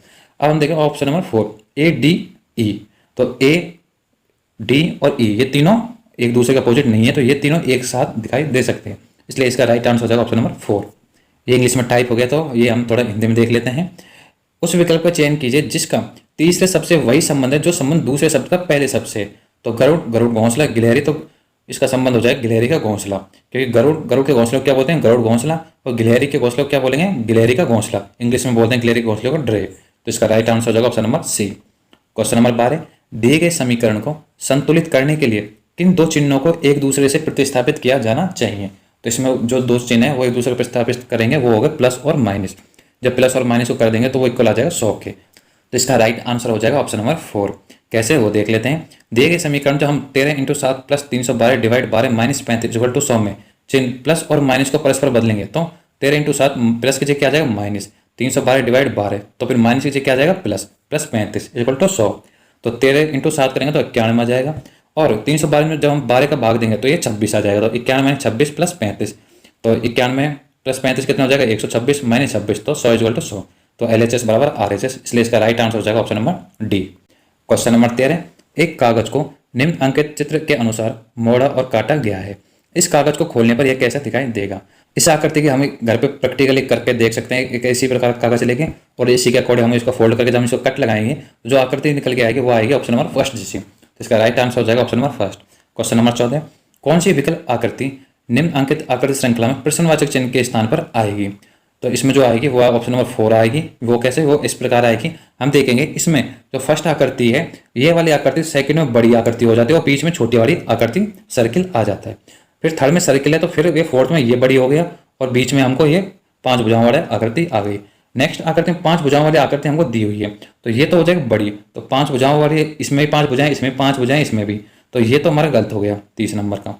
अब हम फोर्थ और फर्स्ट सेकंड में देखेंगे कि 5 भुजाएं, लेकिन बीच वाला हम देखेंगे यहाँ पे हमारे बीच में क्या आ गया था ऑप्शन नंबर स्टार्टिंग में हमको ये सर्किल आ गया। तो हमको जो ये 4 भुजाओं वाली आकृति तो इसके बीच में आया ये सर्किल, और जबकि सर्किल की चीज़ आ गई है 5 भुजाओं वाली, तो 5 भुजाओं वाली नहीं आ सकता। तो इसमें थर्ड ऑप्शन तो पहले गलत हो गया। ये 4 भुजाओं वाला ये नहीं आ सकता क्योंकि ये सर्किल का हुआ था और बीच में सर्किल आया है, ये किसका हुआ, 4 भुजाओं का है, ये भी नहीं हो सकता। तो नई आकृति आएगी ऑप्शन नंबर 4 त्रिभुज। इसका राइट आंसर हो जाएगा ऑप्शन नंबर 4। क्वेश्चन नंबर 15, उस विकल्प का चयन कीजिए जिसमें दी गई आकृति अंतर्निहित है, घूर्णन की अनुमति नहीं है। तो इसका जो राइट आंसर हो जाएगा वो हो जाएगा ऑप्शन नंबर फर्स्ट हो जाएगा। क्यों, क्योंकि जो ऑप्शन नंबर फर्स्ट में हम देखेंगे कि ये ऐसे इस प्रकार ये हमको यहाँ पे ये आकृति नजर आ रही है। तो इसका राइट आंसर हो जाएगा option number first. Question number 16, निम्न अंकित 4 आकृतियों में से 3 में एक विशिष्ट प्रकार की समानता है और एक असंगत है, उस असंगत आकृति का चयन कीजिए। इसमें हम देखेंगे कि ऑप्शन फर्स्ट, सेकंड, थर्ड और फोर्थ में जो असंगत है वो ऑप्शन नंबर 4 है। क्यों, क्योंकि इसमें हम देखेंगे जो ये वाला बीच में छोटा सर्किल है इसमें ये वाला और ये वाला ये डार्क नहीं है, लेकिन ऑप्शन नंबर 4 में ये डार्क है। इसमें जो असमानता है वो यही है। इसका राइट आंसर हो जाएगा ऑप्शन नंबर 4। क्वेश्चन नंबर 17, उस विकल्प का चयन कीजिए जिसका तीसरी संख्या से वही संबंध है जो दूसरी संख्या का पहली संख्या से है। तो इसका राइट आंसर हो जाएगा ऑप्शन नंबर 3 216। 12 का संबंध 729 है तो 9 का संबंध हो जाएगा 216 से। वो कैसे, वो देख लेते हैं। जिस प्रकार 12 का संबंध 729 से कैसा आएगा कि 12 - 3 का क्यूब करेंगे तो हो जाएगा 9 का क्यूब, 9 का क्यूब होता है 729। इसी प्रकार 9 का -3 करेंगे तो आ जाएगी 6, तो 6 का क्यूब करेंगे तो आ जाएगा 216, इसलिए 9 का संबंध हो जाएगा 216 से। क्वेश्चन नंबर 18, उस विकल्प आकृति का चयन कीजिए जो दी गई आकृति में प्रश्नवाचक चिन्ह के स्थान पर आएगी और पैटर्न को पूर्ण करेगी। तो इस पैटर्न को पूर्ण करने वाली आकृति हो जाएगी ऑप्शन नंबर 3। जब इस आकृति को हम जैसे ही रखेंगे तो ये पैटर्न पूर्ण हो जाएगा। आप इसको रख के देख सकते हो। क्वेश्चन नंबर 19, एक पासे की 4 भिन्न भिन्न स्थितियां दर्शाई गई हैं। विकल्पों में से उस प्रतीक का चयन कीजिए जो प्रतीक गुणा वाले पृष्ठ के विपरीत पृष्ठ पर होगा। तो इसमें हम सीधा सा फंडा होता है, हम गुणा वाले पृष्ठ का विपरीत वाला पृष्ठ हमको देखना है। इसमें हम देखेंगे कि जो 4 हमको स्थितियां दी हुई हैं पासे की, तो जिन पासों में हमको ज़्यादा संख्या मैच खा रही है, जैसे किसी में 2 मैच संख्या खा रही है तो वो 2 मैच वाली संख्या में जो थर्ड संख्या बचेगी वो एक दूसरे के अपोजिट रहेगी। तो हम इसमें देखेंगे कि ऑप्शन कि पासे नंबर 3 और 4 में कि इसमें ये समान है और ये समान है, ये प्लस प्लस समान है, बचा क्या डिवाइड और मल्टीप्लाई। तो मल्टीप्लाई हो जाएगा अपोजिट किसके, डिवाइड के। तो इसका जो राइट आंसर निकल के आएगा वो आ जाएगा ऑप्शन नंबर 3। और इसी प्रकार हम देखेंगे पहली और दूसरी आकृति में ये हमारे चूक के वाला साइन है 3 डॉट वाले, ये सेम मिल रहे हैं और ये मल्टीप्लाई सेम मिल रहे हैं। बचा कौन सा, डॉट बचा डार्क वाला और प्लस बचा, तो डॉट किसके अपोजिट हो जाएगा, प्लस वाले चिन्ह के। तो क्वेश्चन नंबर 20, यदि ETERNAL को 15, 26, 13, 92, 27, 22 के रूप में और GRADUAL को 15, 26, 62, 32, 69, 20 के रूप में कूटबद्ध किया जाता है तो ADVANC एडवांस को किस रूप में कूटबद्ध किया जाएगा। तो इसको किया जाएगा ऑप्शन नंबर 4 22, 24, 13, 26, 52, 32, 6 इस रूप में इसको कूटबद्ध किया जाएगा। वो कैसे, वो देख लेते हैं। पहले हम बात करेंगे ATERNAL को। ATERNAL का जो हम देखेंगे कि जो हम फर्स्ट लेटर E इसका अपोजिट में हम V आता है, V का कोड क्या होता है 22, मतलब किसने नंबर पाता है 22। तो हम T का जो अपोजिट होता है वो क्या आता है G। तो पीछे से हम स्टार्ट करेंगे, जो हमारे इसके संख्या है जो E है इसका अपोजिट V, तो पीछे से तो V 22 पे, T का अपोजिट G 7 पे, E का अपोजिट V 22 पे, R का अपोजिट I 9 पे, N का अपोजिट M 13 पे, A का अपोजिट क्या हो जाएगा Z कितने पे 26 पे, और L का अपोजिट होता है क्यों होता है 15 पे।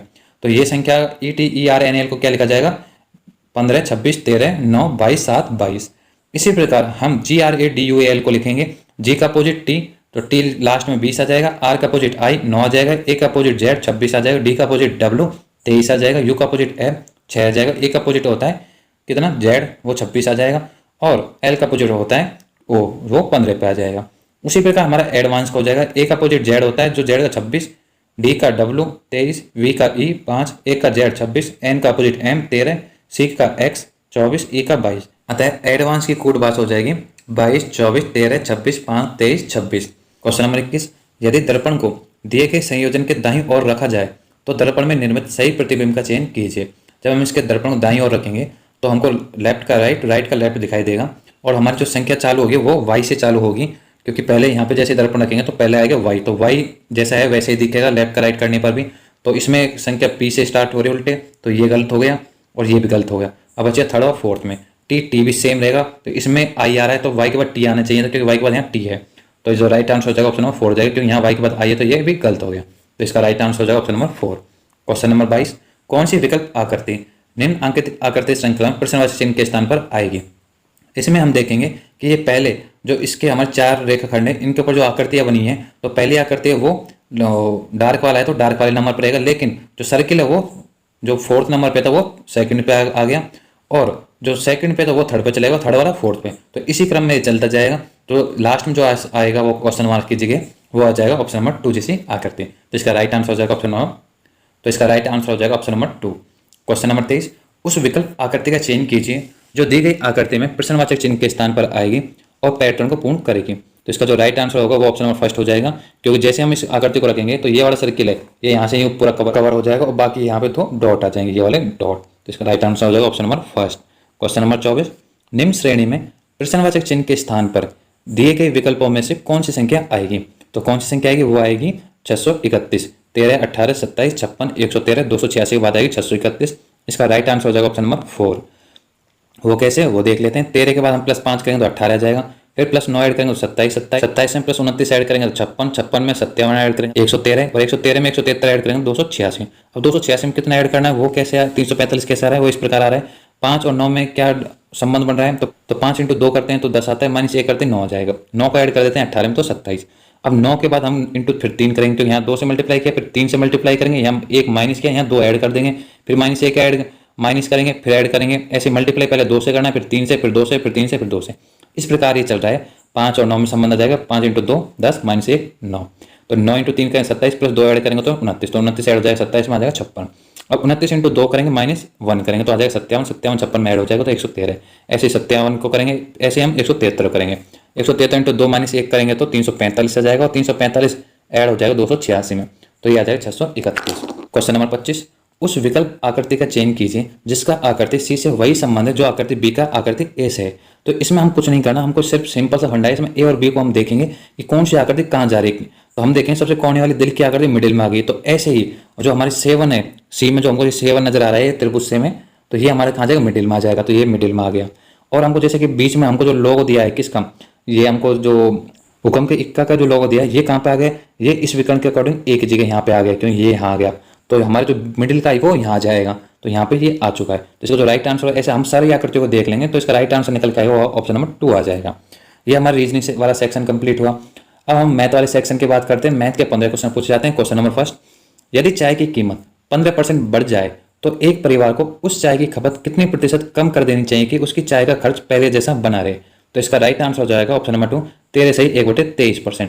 इसमें कुछ नहीं करना। जब ऐसे पूछा जाता है कि चाय की कीमत बढ़ गई है तो खपत कितनी कम करनी पड़ेगी, या खपत बढ़ गई है तो कितनी चाय की कीमत कम करनी पड़ेगी, तो ये दोनों क्वेश्चन रिवर्स में पूछे जा सकते हैं। इसमें एक सीधा सा फॉर्मूला यूज में आता है, जैसे कि चित्र में दिया है, खपत में कमी परसेंट आता है x/100 + x × 100। x की वैल्यू हमको दी हुई है 15, तो 15/100 + 15 × 100, तो ये कैलकुलेट करेंगे तो आ जाएगा 23 सही 1/23%। तो खपत में 23 सही 1/23% की कमी करनी पड़ेगी। क्वेश्चन नंबर 2, ए और बी की आय का अनुपात 5:8 है और उनके खर्च का अनुपात 1:2 है। यदि बी के खर्च का 80% ए की आय के बराबर हो तो ए और बी की बचतों के बीच अनुपात ज्ञात कीजिए। तो इसमें जो अनुपात आएगा वो आएगा 15:14। वो कैसे, वो थोड़ा देख लेते हैं। हमको दिया है कि ए और बी के आय का अनुपात 5:8 है, तो हम ए की आय मान लेते हैं 5x और बी की आय मान लेते हैं 8x, और उनका खर्च का अनुपात हम खर्च मान लेते हैं y और 2y। तो अब हम प्रश्नानुसार आगे करते हैं। जैसे कि हमने ये मान लिया, तो प्रश्नानुसार जो हमको दिया है कि जो खर्च है बी का उसका 80% ए की आय के बराबर है, तो 2y × 80/100, ए की आय कितनी है 5x हमने जो मानी है, इसके इक्वल है। तो इसमें x की वैल्यू निकल के आ जाएगी 8y/25। अब हम ए और बी के ए और बी के बचतों का अनुपात निकालेंगे। तो बचत का अनुपात कितना हो जाएगा, तो हमको आय में से खर्च घटा देंगे तो बचत हो जाएगी। तो आय हमारी ए की कितनी है 5x माइनस खर्च y अपॉन 8x आय खर्च कितना है 2y, तो 8x माइनस 2y तो इक्वल टू हो जाएगा 5x की जगह वैल्यू रख देंगे 8y अपन 25, तो 5 into 8y upon 25 minus y upon 8 into 8y upon 25 minus 2y। जब इसको कैलकुलेट करेंगे तो ए और बी के बचतों का अनुपात आ जाएगा 15:14। क्वेश्चन नंबर 3, ए एक निश्चित दूरी को कार द्वारा 90 किलोमीटर पर आवर की चाल से तय करता है और वह स्कूटर की सवारी करते हुए 40 किलोमीटर पर आवर की चाल से प्रारंभिक स्थान पर लौटता है। पूरी यात्रा के दौरान उसकी औसत चाल कितनी रही, तो हो रही 55 से 5/13 किलोमीटर पर आवर। इसका जो राइट आंसर होगा ऑप्शन नंबर 2 हो जाएगा। वो कैसे, वो इस प्रकार होगा, औसत चाल हम जानते हैं क्या हो जाएगा 2xy upon x plus Y, तो 2 इंटू 90 इंटू 40 अपन 90 प्लस 40, तो इसको कैलकुलेट करेंगे तो यह जाएगा 55 से 5/13। ये फॉर्मूला होता है औसत चाल का, जब हमको चाल में क्वेश्चन दिया होता है दो चालों का, तो फॉर्मूला होता है 2xy upon x plus y. Question number 4, किसी समकोण वृत्ताकार शंकु का आयतन 1078 सेंटीमीटर क्यूब है। यदि उसके आधार का क्षेत्रफल 154 सेंटीमीटर स्क्वायर हो तो उसकी ऊंचाई ज्ञात कीजिए। ये सीधा सा फंडा है इसका। शंकु आयतन इक्वल टू कर देंगे 1078 के और आधार का क्षेत्रफल 154 निकाल के उसमें से माइनस करेंगे तो ऑटोमेटिकली h आ जाएगा। तो इसका जो वैल्यू आएगी वो आएगी 21 सेंटीमीटर। इसका राइट आंसर हो जाएगा ऑप्शन नंबर फर्स्ट। वो कैसे, वो देख लेते हैं।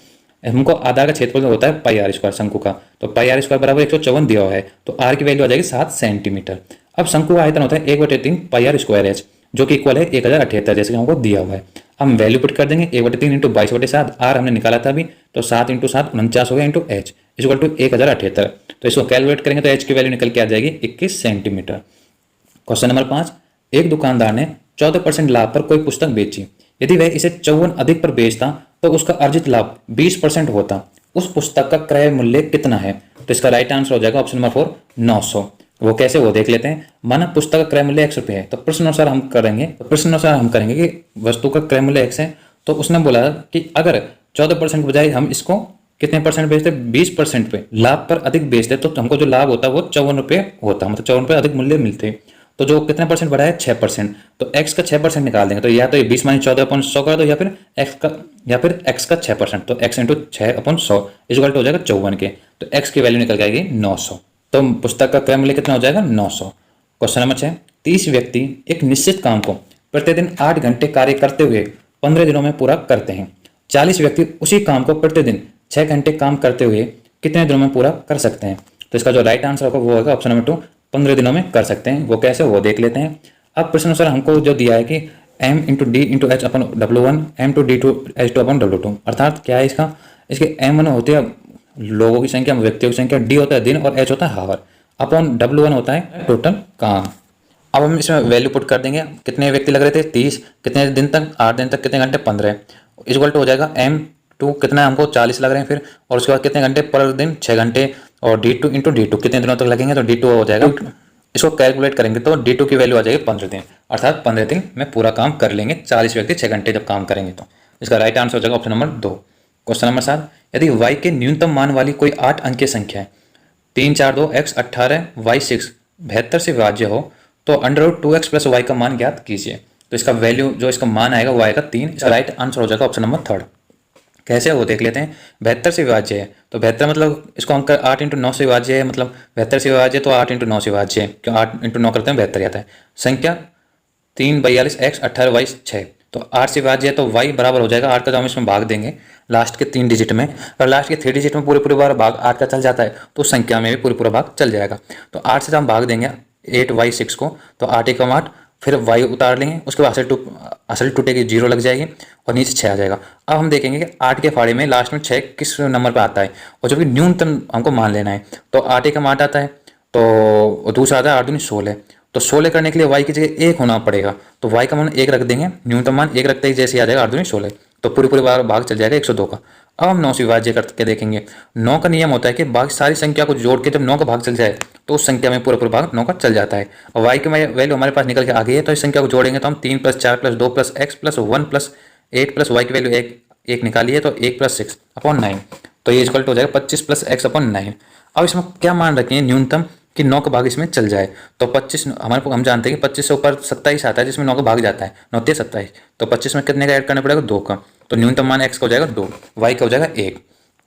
अब हम देखेंगे एक्स और वाई की जो वैल्यू निकल गई आगे। अब हमको मान लो 2x प्लस 5y का, तो अंडर 2 इंटू वाई, एक्स की वैल्यू 2, तो 2 इंटू 2 4 प्लस 5 इंटू वाई की 1, तो 5 इंटू 1, तो ये हो गया अंडर 9। तो अंडर 9 को जब हम करेंगे सॉल्व तो ये आ जाएगा 3, क्योंकि 9 का वर्गमूल होता है 3। क्वेश्चन नंबर 8, छोटी से छोटी वह संख्या जो 5, 14 और 28 से विभाज्य और पूर्ण वर्ग है कौन सी है? तो वो संख्या हो जाएगी 4900। इसका राइट आंसर हो जाएगा ऑप्शन नंबर थर्ड। वो कैसे? वो इस प्रकार होगा, जब हम 5, 14 और 28 का क्या निकाल लेंगे? एलसीएम निकाल लेंगे। 5, 14, 28 का 140 आ जाएगा। अब 140 से पूर्ण विभाज्य वाली संख्या, 140 से पूर्ण विभाज्य वर्ग संख्या हमारे पास हो जाएगी 4900, क्योंकि 4900 जब हम वर्ग निकालेंगे पूर्ण वर्ग तो क्या होगा? वो हो जाएगा हमारे पास 700। तो 700 भाग चल जाता है पूरे वर्ग 140 का। तो इसका राइट आंसर हो जाएगा option number C. Question number 9, Radha ने 5 वर्ष पूर्व 12% पर एनुअल की दर से लिए गए किसी ऋण पर साधारण ब्याज के रूप में 4800 का भुगतान किया। प्रारंभ में उसने कितनी धनराशि ऋण के रूप में ली थी? तो इसका राइट आंसर हो जाएगा ऑप्शन नंबर 2, ऑप्शन नंबर 4 8000। हम जानते हैं कि हमारा वो कैसे? वो इस प्रकार हो जाएगा कि हम पहले मान लेते हैं धनराशि x रुपये है, तो प्रश्न अनुसार हम जानते हैं ब्याज बराबर होता है मूलधन इंटू दर इंटू समय अपॉन 100। तो हम ब्याज दिया है 4800 बराबर x हमारी धनराशि हुई इंटू दर हमारी कितनी है 12% इंटू हमारे पास समय 5, तो x इंटू 5 इंटू 12/100। अब इसको कैलकुलेट करेंगे तो x की वैल्यू आ जाएगी 8000, जो कि हमने धनराशि मानी है। तो प्रारंभ में वो धनराशि जो ली थी ऋण पे वो 8000 रुपये है। क्वेश्चन नंबर 10, किसी वस्तु के अंकित मूल्य पर 10% छूट देने के बाद वह 720 में बेची जाती है। यदि छूट नहीं दी गई होती तो 25% का लाभ हो जाता। उस वस्तु का क्रय मूल्य कितना है? तो इसका जो क्रय मूल्य निकल के आएगा वो 640 आएगा। इसका राइट आंसर हो जाएगा ऑप्शन नंबर थर्ड। वो कैसे? वो इस प्रकार होगा कि जब जैसे क्वेश्चन में दिया है अंकित मूल्य पर 10% छूट देने के बाद वह 720 रुपये में बेची जाती है। तो मान लेते हैं अंकित मूल्य कितना है हमारे पास? x रुपये है। तो x रुपये जब अंकित मूल्य है तो x को हम जब 10% छूट देंगे, मतलब 90 अपन 10% छूट देने के बाद 90 बचा, 90% तो 90/100 बराबर हो जाएगा 720 के। अब इसको जब हम कैलकुलेट करेंगे तो तो ये कितना हो जाएगा? 720 तो है इंटू 100/90। तो इसको जो हम भाग देंगे 90 का तो 0 से 0 कट जाएगी, 9 8 72। तो वो कितनी बन जाएगी? वो संख्या बन जाएगी 800, अर्थात अंकित मूल्य है उसका 800 रुपये। अब अंकित मूल्य हमारा 800 आ गया, तो यदि छूट नहीं दी गई होती है तो 25% लाभ हो जाता। 800 रुपये में अगर उसको बेचते तो 25% लाभ होता, अर्थात क्रय मूल्य क्या होगा? जब 800 रुपये पे बेच दे तो उस पर क्या है? 25% का प्रॉफिट है, तो हम इसमें प्रॉफिट माइनस कर देंगे, मतलब 100/125 कर देते हैं। तो 125 इसको कैलकुलेट करेंगे तो ये हम जानते हैं कि 2500 का 100 होता है और 25 125 होता है। 5 को इसे काट देंगे तो ये हो जाएगा 5 के 5 और 5 के 30 160 पर, और 160 इंटू 4 करेंगे तो आ जाएगा 16 चौका 64, अर्थात 640 रुपये। ये निकल के आएगा क्रय मूल्य। इसका राइट आंसर होगा ऑप्शन नंबर थर्ड। जैसे कि आपको चित्र में दिया हुआ है, पहले हम निकाल लेंगे क्या? अंकित मूल्य निकाल लेंगे तो 720 इंटू 100/60 इक्वल टू आ जाएगा 800। वहीं फिर वस्तु क्रय मूल्य निकालेंगे तो अंकित मूल्य पे 800 इंटू हम जो प्रॉफिट हमको 25% तो 100/125 इक्वल टू 640। क्वेश्चन नंबर क्या है? यदि √1296/x बराबर x/2.25 है तो x का मान कितना है? तो हम इसको कैलकुलेट करेंगे तो जो वैल्यू आ जाएगी वो आ जाएगी ऑप्शन नंबर 4 9 आ जाएगी। वो कैसे आ जाएगी? वो इस प्रकार आ जाएगी, क्योंकि हम जानते हैं 1296 किसका वर्ग होता है? 1296 वर्ग होता है 36 का। तो 1296 का हो जाएगा 36/x इक्वल टू 2.25 पॉइंट हटाएंगे तो ऊपर 100 से मल्टीप्लाई हो जाएगा, तो 100 इंटू x/225। अब इसको हम कैलकुलेट करेंगे तो 100x² बराबर हो जाएगा 36 इंटू 225, तो x की वैल्यू निकल के आ जाएगी 9। तो इसका राइट आंसर हो जाएगा ऑप्शन नंबर 4 9। क्वेश्चन नंबर 12, एक कक्षा में 180 विद्यार्थी हैं जिनमें 70% लड़कियां और शेष लड़के हैं। कक्षा के लड़कों का औसत वजन लड़कियों के औसत वजन की तुलना में 20% अधिक है। यदि सभी विद्यार्थियों का औसत वजन 53 kg है तो लड़कों का औसत वजन कितना होगा? इसका राइट आंसर हो जाएगा ऑप्शन नंबर 3। वो कैसे? वो देख लेते हैं। अब हमको दिया है, पहले हम लड़कियों की संख्या निकालेंगे। टोटल क्लास में कितने हैं? 180 विद्यार्थी हैं, तो 70% लड़कियां हैं, तो 180 का 70% कितना हो जाएगा? 126। और बचे लड़के कितने? तो हम 180 में से टोटल में से 126 लड़कियां घटा देंगे तो लड़के बचेंगे, तो वो लड़के आ जाएंगे 54। अब माना लड़कों का औसत वजन x kg है, तब लड़कियों का औसत वजन कितना हो जाएगा? x इंटू 100/120, क्योंकि जो लड़कों का वजन है वो 20% अधिक है लड़कियों से। तो लड़कों का x है तो लड़कियों का कितना हो जाएगा? x into 100/120। अब प्रश्न अनुसार हम देख लेते हैं कि 180 टोटल लड़कों है, उनका औसत है 53, तो ये मल्टीप्लाई हो जाएगा 180 इंटू 53 बराबर हो जाएगा 54 इंटू, क्योंकि 54 लड़कों की संख्या और x हमने माना है उनका वेट, तो 54 into x plus 126 into 100/120 x, क्योंकि लड़कियों का औसत कितना है? हमको लड़कियों की संख्या 126 है और लड़कियों का औसत वजन हमको दिया हुआ है 100/120 x। तो जब हम इसको कैलकुलेट करेंगे, क्योंकि वजन पहले लड़का लड़कियों को अलग अलग ऐड कर दे या फिर टोटल विद्यार्थियों का वजन, तो वो इक्वल आएगा। तो जब हम इसको कैलकुलेट करेंगे तो x की वैल्यू निकल के आ जाएगी 60 kg, अर्थात लड़कों का औसत वजन है 60 kg। क्वेश्चन नंबर 13, एक व्यक्ति अपने आय का 70% खर्च कर देता है। यदि उसका खर्च 30% बढ़ जाता है और बचत 25% बढ़ जाती है तो उसके वेतन में कितने प्रतिशत की वृद्धि होती है? तो उसके वेतन वृद्धि होगी 28.5% की। इसका राइट आंसर हो जाएगा ऑप्शन नंबर 2। वो कैसे? वो इस प्रकार होगा, माना वर्तमान आय 100 रुपये, तो खर्च कितना है 70% और बचत कितनी हो जाएगी 30।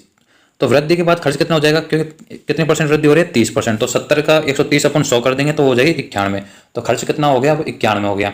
और वृद्धि के बाद फिर बचत कितनी रहेगी, बचत में भी इंप्रूवमेंट हो रहा है कितने 25% का, तो बचत 30 का इंटू 125/100 इक्वल हो जाएगा 37.5। तो बचत 30 से कितनी होगी 37.5। अब कुल आय कितनी हो जाएगी, हम वृद्धि जो खर्च है वो खर्च और बचत दोनों को ऐड करेंगे तो 91 प्लस 37.5 तो ये आ जाएगा 128.5। अब वेतन कितनी वृद्धि हुई, जो पहले वेतन 100 था वो अब कितना हो गया है 128.5, तो वेतन वृद्धि हो गई 28.5% की। क्वेश्चन नंबर 14, यदि किसी आयत की नई लंबाई मूल लंबाई की 3 गुना है और नई चौड़ाई मूल चौड़ाई की आधी है तो परिणामतः बने आयत के क्षेत्रफल और मूल आयत के क्षेत्रफल के बीच अनुपात कितना है? तो यह अनुपात हो जाएगा 3:2। इसका राइट आंसर हो जाएगा ऑप्शन नंबर 2। वो कैसे हो, इस प्रकार होगा, माना आयत की मूल लंबाई a है तो चौड़ाई b है, तब नई आयत की लंबाई कितनी हो जाएगी 3a, मतलब 3 गुना, और चौड़ाई हो जाएगी हाफ, तो b/2। इस अनुपात हो जाएगा 3a इंटू b/2 अनुपात a इंटू b। तो अभिष्ट अनुपात हो जाएगा 3a इंटू b/2 लंबाई इंटू चौड़ाई अनुपात लंबाई इंटू चौड़ाई, पहले क्या थे a और b, तो a इंटू b, तो ये निकल के आ जाएगा 3/2/1 अर्थात 3/2। क्वेश्चन नंबर 15, किसी शहर की जनसंख्या प्रतिवर्ष 15% की दर से बढ़ती है। वर्तमान जनसंख्या 10 लाख है, कितने वर्ष में यह 15,20,875 हो जाएगी? तो 3 वर्षों में हो जाएगी। वो कैसे, वो देख लेते हैं। माना टी वर्ष बाद जनसंख्या 15,20,875 हो जाएगी, तो प्रश्न अनुसार 15,20,875 बराबर 10 लाख 1 प्लस दर जो परसेंट है हमारा कितनी है 15/100, टाइम हम ऊपर टी लगा लेते हैं और इसको कैलकुलेट करेंगे तो ये आ जाएगा 23/20 बराबर 23/20 तो जिनका आधार सेम हो तो उनके जो पावर होते हैं वो इक्वल हो जाती हैं। तो हमारे 23/20 और इधर भी 23/20 समान, तो टी बराबर हो जाएगा 3 के, अर्थात टी बराबर 3 वर्ष में जनसंख्या है वो 10 लाख से 15,20,875 हो जाएगी। क्वेश्चन नंबर फर्स्ट, अब हम कंप्यूटर वाले सेक्शन की बात करते हैं क्योंकि कंप्यूटर के 10 क्वेश्चन आते हैं। क्वेश्चन नंबर फर्स्ट, बताइए कि निम्नलिखित कथन सत्य है या असत्य है। कथन फर्स्ट, एमएस वर्ड में लैंडस्केप एक मान्य पेज मार्जिन विकल्प है, तो ये हो गया गलत। कथन दूसरा, एमएस वर्ड में पोर्ट्रेट एक मान्य पेज मार्जिन विकल्प है, ये भी है गलत। तो इसका राइट आंसर हो जाएगा ऑप्शन नंबर 2। क्यों गलत है वो देख लेते हैं। क्योंकि एमएस वर्ड में लैंडस्केप को पेज ओरिएंटेशन कहा जाता है तथा लैंडस्केप एक मान्य पेज मार्जिन विकल्प नहीं है, तो ये ओरिएंटेशन कहा जाता है, नहीं कि ये मार्जिन विकल्प है। दूसरा, पोर्ट्रेट पेज ओरिएंटेशन का एक प्रकार है, यह पेज मार्जिन का विकल्प नहीं है। तो इसका जो राइट आंसर होगा ऑप्शन नंबर बी हो जाएगा। ना तो कथन फर्स्ट सही है, ना ही कथन second. Question number 2, MS word में टेबल के बारे में निम्नलिखित में से कौन सा कथन असत्य है। तो इसमें जो कथन असत्य हो जाएगा वो हो जाएगा ऑप्शन नंबर 3, एक टेबल में अभाज्य संख्या में कॉलम नहीं हो सकते, क्योंकि कॉलम क्रमशः होते हैं। एक टेबल में केवल एक रो और एक कॉलम हो सकता है, बिल्कुल सही है। ऑप्शन 2, एक टेबल में केवल एक रो हो सकते हैं, बिल्कुल सही है। और ऑप्शन 4, एक टेबल में केवल एक कॉलम हो सकता है, ये भी सही है। गलत है ऑप्शन नंबर 3। टेबल स्तंभों और पंक्तियों का एक समूह होता है। एमएस वर्ड में टेबल का प्रयोग किसी डाटा या जानकारी को अलग अलग बॉक्स में व्यवस्थित तरीके से दर्शाने के लिए किया जाता है। क्वेश्चन नंबर 3, एमएस वर्ड में निम्नलिखित में से कौन सा व्यू ऑप्शन दिखाता है कि आपका डॉक्यूमेंट वेब पेज के रूप में कैसे दिखाई देगा। तो जो वेब पेज के लिए आता है वेब लेआउट, तो इसका राइट आंसर हो जाएगा ऑप्शन नंबर 2। एमएस वर्ड में व्यू ऑप्शन में document web page web layout के रूप में दिखाई देता है। वेब लेआउट दृश्य आपको दिखाने के लिए डिजाइन किया गया है जिसमें ऑनलाइन में उपयोग किए जाने पर आपको दस्तावेज अच्छी तरह से दिखे। क्वेश्चन नंबर 4, एमएस वर्ड के हाल के संस्करणों जैसे वर्ड 2016 में होम मेन्यू के तहत फॉन्ट कमांड समूह के भाग के रूप में निम्नलिखित में से क्या दिखाई देता है। तो क्या दिखाई देता है चेंज केस, इसका राइट आंसर हो जाएगा ऑप्शन नंबर 3। एमएस वर्ड 2016 के होम मेन्यू के तहत फॉन्ट कमांड समूह के भाग में चेंज केस दिखाई देता है। एमएस वर्ड 2016 में एडिट मेन्यू पर रिप्लेस ऑप्शन उपलब्ध है जो होम टैब में उपलब्ध है। एडिट मेन्यू का शॉर्टकट Ctrl+H होता है। Question number 5, MS Excel worksheet में जब आप B3 से करके G9 सेल्स की एक रेंज को सिलेक्ट करते हैं तो नेम बॉक्स में क्या प्रदर्शित होगा। तो नेम बॉक्स में प्रदर्शित होगा option number first B3। Question number 6, IMAP एक ईमेल संबंधी प्रोटोकॉल है। IMA का पूर्ण रूप क्या होगा। तो इसका पूर्ण रूप हो जाएगा इंटरनेट मैसेज एक्सेस प्रोटोकॉल, ये मेल को एक्सेस करने में मदद करता है। इसका राइट आंसर होगा option number 3। Question number 7, browser में बाईं और प्रत्येक खुले टैब में जाने के लिए निम्नलिखित में से किस कीबोर्ड शॉर्टकट का उपयोग किया जाता है। तो वो किया जाता है ऑप्शन नंबर 2 Ctrl+Shift+Tab की कीबोर्ड शॉर्टकट का। क्वेश्चन नंबर 8, निम्नलिखित में से क्या यूआरएल का एक भाग नहीं है? तो कौन सा भाग यूआरएल का नहीं है? वो है आईपी एड्रेस। इसका राइट आंसर हो जाएगा ऑप्शन नंबर 4, क्योंकि यूआरएल में प्रोटोकॉल भी होता है, डोमेन एड्रेस भी होता है और क्वेरी स्ट्रिंग भी होता है। डोमेन एड्रेस, क्वेरी स्ट्रिंग और यूआरएल प्रोटोकॉल एक भाग है, जबकि आईपी एड्रेस यूआरएल का भाग नहीं है। आईपी एड्रेस एक यूनिक पता है जो इंटरनेट या स्थानीय नेटवर्क पर किसी डिवाइस की पहचान करता है। आईपी का अर्थ इंटरनेट प्रोटोकॉल है, जो इंटरनेट या स्थानीय नेटवर्क के माध्यम से भेजे गए डाटा प्रारूप को नियंत्रित करने वाले नियमों का समूह है। क्वेश्चन नंबर 9, एमएस एक्सेल में सेलेक्ट किए गए सेल के कंटेंट को एक नए बड़े सेल में संयोजित करके और केंद्र में लाने के लिए निम्न में से किसका उपयोग किया जाता है? तो किसका उपयोग किया जाता है? Option number 3, merge and center. MS Excel में सेलेक्ट किए गए सेल के कंटेंट को एक बड़े सेल में संयोजित करने और केंद्र में लाने के लिए मर्ज एंड सेंटर का उपयोग किया जाता है। क्वेश्चन नंबर 10, निम्नलिखित एमएस एक्सेल फॉर्मूला का परिणाम क्या होगा? Equal to floor 3-3 plus ceiling 4x4। तो इसका जो राइट आंसर होगा वो ऑप्शन नंबर 4 हो जाएगा 7। वो कैसे, वो देख लेते हैं। हमको फ्लोर जो फंक्शन है वो दिए गए संख्या के निकटतम गुणज के नीचे तक राउंड करता है, तो फ्लोर का मतलब ये होता है। तो उदाहरण फ्लोर 5-2 है, तो ये राउंड फिगर करके कर देगा 4। या नंबर 5 और सिग्निफिकेशन है 2। तो सेलिंग फंक्शन करता है दिए गए संख्या के निकटतम गुणज के ऊपर तक राउंड करता है, तो वो निकटतम गुणज के नीचे तक राउंड करता है, और जबकि ये ऊपर के गुणज तक राउंड करता है। तो ये सेलिंग हो जाएगा 5-2 है, तो ये हो जाएगा 6। क्यों? क्योंकि 5 से ऊपर गुणज है 6, जब इसमें निकटतम मतलब 4। तो दिए गए एक्सेल फॉर्मूला का परिणाम होगा फ्लोर 3-3 प्लस सेलिंग 4-4 को जाएगा 3 + 4 = 7। तो ये हमारे दिल्ली पुलिस कांस्टेबल 3 दिसंबर का आफ्टरनून वाले शिफ्ट का पेपर सॉल्यूशन हुआ। ये सेट नंबर 14 है। अब तक आपको 14 सेट अब प्रोवाइड हो चुके हैं। जल्दी ही आपको 15 सेट लाया जाएगा इवनिंग वाला शिफ्ट का, और आपके पास समय बहुत कम बचा है, तो आप जल्दी से इन सारे प्रीवियस ईयर पेपर को देख डालिए जितने मैंने आपको प्रीवियस पेपर अपलोड किए हैं। और मैं कोशिश करूंगा पर डे आपको एक नया सेट लाने की। जल्दी हम इस 38 सेट को कंप्लीट करेंगे और फिर नई एक सीरीज लेके आएंगे जिसमें आपको चैप्टर वाइज क्वेश्चन कराए जाएंगे। इतने आप इस सीरीज पे फोकस करिए। मिलते हैं नेक्स्ट वीडियो में, तब तक के लिए जय हिंद।